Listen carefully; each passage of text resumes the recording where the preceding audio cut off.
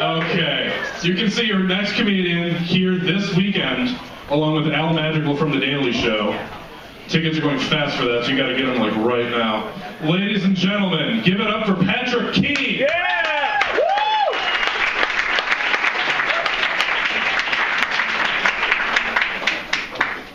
Thanks, guys. I'm one of the comics. Cool. Good to be here. I've been flying around doing shows around the country, and I used to be afraid to fly, but I had to get over it because I was dating a girl who was also afraid to fly. And you can't have two people in the same relationship, both afraid to fly, right? It was ridiculous when a couple is clinging to each other, screaming, "We're all going to die."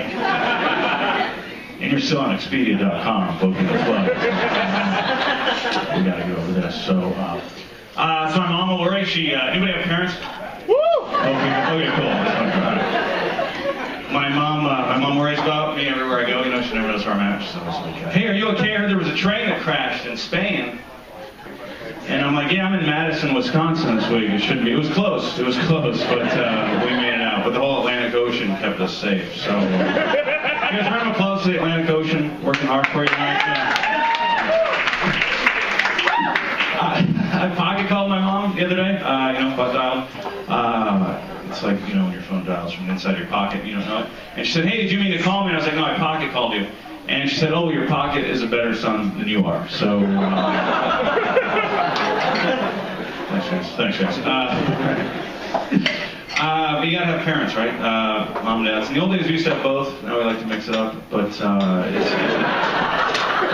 but mothers, man, mothers are more important, right? Mothers are a little more vital, right? Or a little more vital. You have a bad mother, you get a serial killer. But a bad father just gets you a stripper, and we can work with that. That's okay too, Mothers are more vital. We're more connected to our mothers. We're more connected to the person who shoots 100% of us out of them in pain than we are the person who shoots out 50% in pleasure.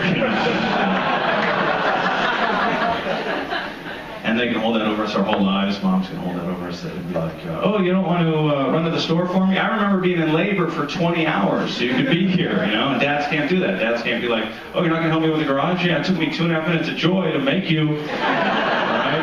How about a little gratitude? I almost had to take my socks off.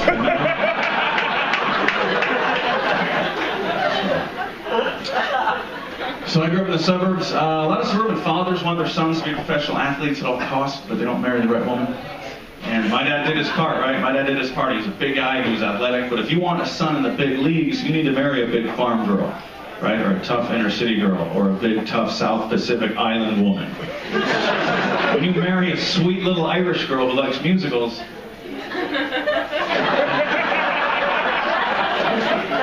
good evening, I'm Patrick Key. So yeah, it was, but my mom wanted us to play sports too, man. She was into it, right? She was in an organization called MAD, which was Mothers Against Dungeons and Dragons. So I played sports growing up all my life. I never ran marathons. Kenyans always win marathons. It's like, what's a marathon like in Kenya? Everybody wins? Like, what? Is it like 1,000 Kenyans crossing the finish line at once? Well, we did it. Yes, we Kenya. So something like that. Okay, perfect. Cool. So I didn't always want to do stand-up for a long time. I wanted to be a substitute teacher.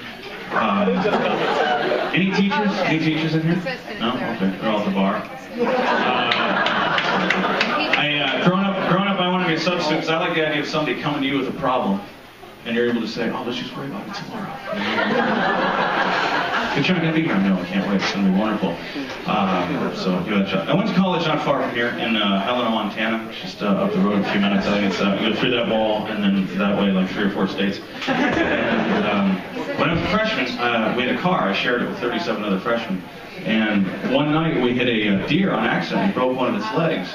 And when you break the leg of a deer, you have to put it out of its misery, or you have to call men to come put it out of its misery, which is very presumptuous of us to think, "Oh, the deer must want to die," But how do we know that deer isn't like, "Well, guys, I'll figure this out. You guys go ahead. I can make this work. All right, this was my fault. You guys look like you're in a hurry. I'll talk to the cops. Don't worry. This is my fault. I crossed that road you put up in the middle of nature. This is on me."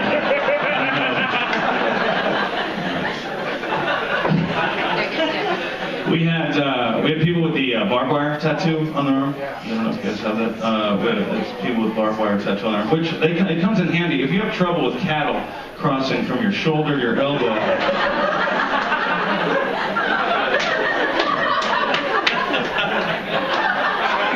Keeps that separated. People do the branding, but sometimes it's just easier to do the tattoo. So think about that. So I live in LA now, I live in Los Angeles, and a lot more American. Oh, cool, two of us. All right, it's a big town. It's a big town. It's a lot more Americans moving south, a place like LA, California, Arizona, Florida. And I don't know if we're moving south for the weather or because as a country, we've gotten so overweight, we're actually sliding down. Yeah, I live in a part of LA called Koreatown, obviously.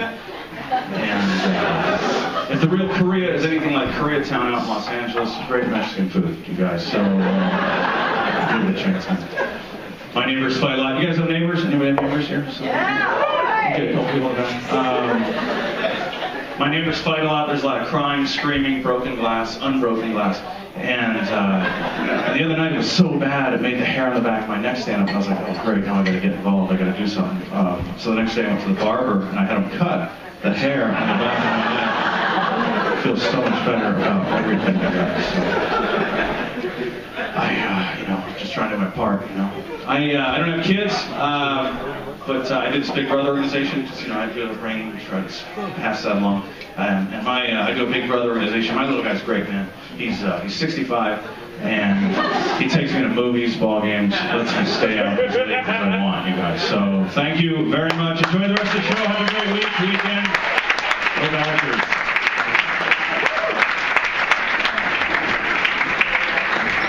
Patrick Keane, everybody! This has just been a great first half of comedy, hasn't it? Jesus. All right, so that is your first half.